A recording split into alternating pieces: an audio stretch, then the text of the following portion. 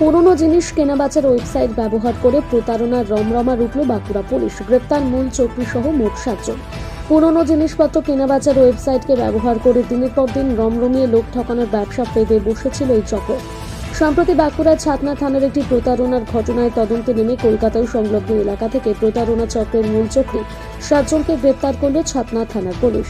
ধৃতদের কাছ থেকে খোয়া যাওয়া একটি দামি 4 চাকা গাড়ি সহ প্রতারণার কাজে ব্যবহৃত বিভিন্ন সামগ্রী বাজেয়াপ্ত করেছে পুলিশ। বাঁকুড়া থেকে শেখ শফিকের রিপোর্ট।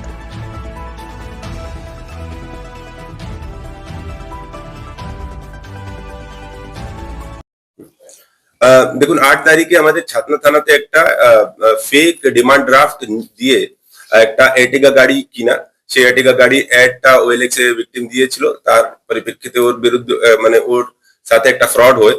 তো আমাদের এখান থেকে এর্টিগা গাড়ি নিয়ে যায় 9 লাখ টাকা, 9,20,000 টাকার একটা ফেক ডিমান্ড ড্রাফট দিয়ে। সেই ডিমান্ড ড্রাফটের ফেক ধরা পড়ার পরে ভিকটিম আমাদের কাছে কমপ্লেন্ট যখন করলো, সেই কমপ্লেন্টের ভিত্তিতে আমরা এফআইআর করেছিলাম। আগে এই কেসে 3 জন অ্যারেস্ট হয়েছিল আর এর্টিগা গাড়িটাও রিকভার হয়েছে দত্তপুকুর থানা নর্থ 24 পরগনা থেকে।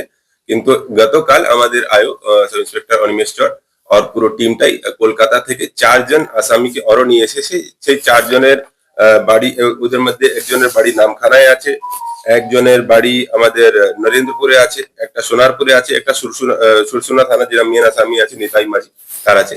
এদেরকে গতকালে পঞ্চশার থানা থেকে ধরা হয়েছে।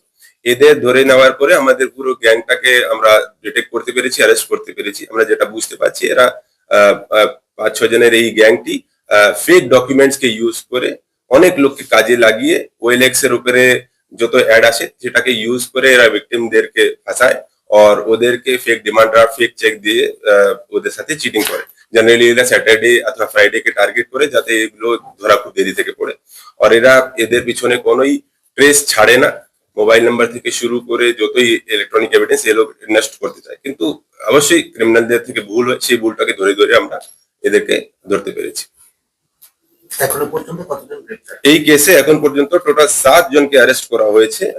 মূল যে আমাদের ক্রাইমে যে আর্টিগা গিয়েছিল সেই আর্টিগা গাড়িটাও রিকভার হয়েছে। তার সাথে 8টা মোবাইল আমরা রিকভার করেছি। সেই 8টা মোবাইল এখানে আছে। একটা জাল দলিল পুরো এখানে আমরা রিকভার করতে পেরেছি। যে অরিজিনাল ফেক ড্রাফট ছিল সেটা আমাদের কাছে আছে।